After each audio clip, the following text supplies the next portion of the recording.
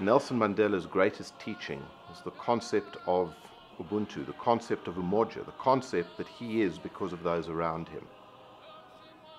And those around him are also because of who he is. And in telling the story of this great man's interaction with the Jewish community of South Africa, we're showing exactly how the community has affected who he became, and also how he affected the community and how he affected the spirit of the community and what they've become. Mandela's been projected as a saint and a miracle worker. Well, one miracle I can attest to myself, and that is he got me to go to shul. And the Talmud talks about mipnei darkei shalom, out of the ways of peace, that none of us is allowed to restrict himself and herself to his or her own little group, own little ethnic group, religious group, cultural group. That all of us have a responsibility to build bridges. My wife came up to him and said, Mr. Mandela, would you like to have the lunch inside or outside? He said, outside, I've been inside too long. You were brave enough to speak your mind. They were at the SABC one day and there were children coming to see Mr. Mandela, and one child was blind. And Mr. Mandela walked down the line of children shaking hands and speaking to them. He speaks to everybody. He stopped and spoke to the child, and the boy said to him, I can't see you and I'd like to feel your face. And he knelt down in front of him and let the boy put his hands over his face so that he could feel his features. All these little stories of individuals just doing the right thing to other human beings, that for me is what hopefully we will all come out of this book. My foundation is committed to ensuring that future generations of South Africans understand their history, understand where they come from. And the history of the Jews of South Africa is as important as any other aspect of the history of this country. And I want future generations of Jewish people in this country to know what the link was between Nelson Mandela, this great icon of our time, and the community that they should so proudly be part of. And I sat next to him at one of our Board of Deputies Saturday night event. He said, let me ask you, how many Jews are there in South Africa? At the time, 120,000. He said, I just don't believe it. He said, you know, that's what a small group of people can achieve if they're committed to something. And they're obviously committed to South Africa, to their own future and to the future of others. One has to say Jews were whites, participated in the benefits that whites got. A lot of the white racism and sets of assumptions seeped into the Jewish community as elsewhere.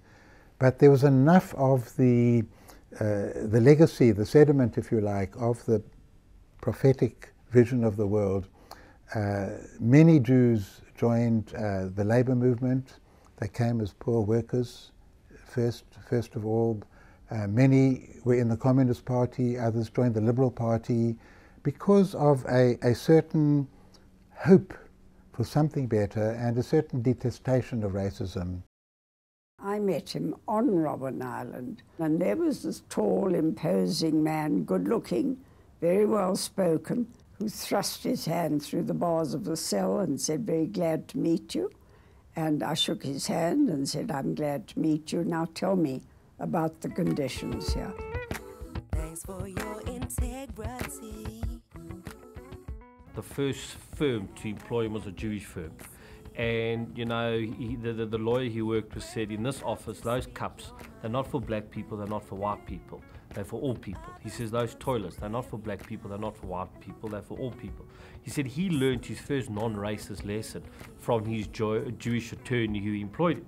Very often, the meetings that we had, which were formal meetings, the union building type meetings, were very difficult. The one occasion I remember that South Africa were going to sell a sighter for a gun to Syria. And we impressed on him that that sighter in that gun would be used against Israel. And these are the kind of difficulties that we were able to discuss with him. Well, I think Mr. Mandela's whole life as head of state and everything he did showed many things. One was a respect for other people. Tony, you know as well as I do, that the reason why there are so many people here at this moment is purely out of curiosity. They want to see what a pensioner from the colonies looks like. Saturday morning, when it was awarded, FIFA phoned us early that morning to say, is Mr. Mandela coming? And we said, only if we're getting it. It's not fair otherwise. They said, that's your call. And at 10 to 12, FIFA phoned us and said you could bring Mr. Mandela. We then knew we had the cup.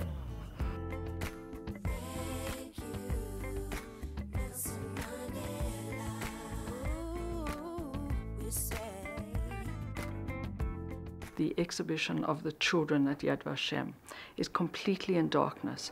There's one candle in the middle, and there are mirrors lighting up 1.5 million lights, because 1.5 million children perished in the Holocaust. And we were meant to go to the next place, and we were standing outside waiting for him, and he didn't appear. He was still in the children's section. He could not bring himself to leave that section because he has this wonderful affinity with children. He understands what power means, he understands how to exercise power, he understands the limits of power, and he understands the importance of law. What we learn from the people in the book, President Mandela as well as each individual he came in contact with, is they didn't always do the biggest act that changed the world, but they did the correct thing. They were good to that certain person at the certain time. And if that can be educated to us and our children and our children's children, then the book has been a very worthwhile exercise. Never, never, and never again shall it be that this beautiful land will again experience the oppression of one by another. This initiative is about celebrating the fact that the Jews of South Africa have inextricably woven themselves into the fabric of what is South Africa today.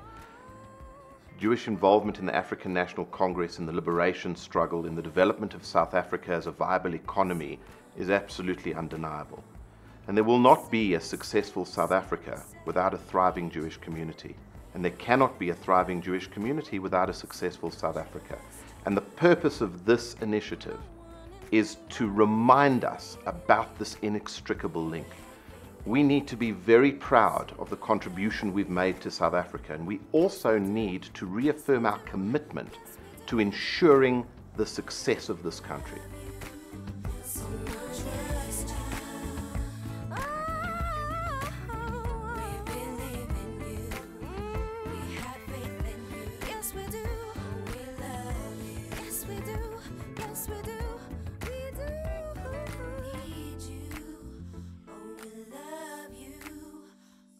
Trust you.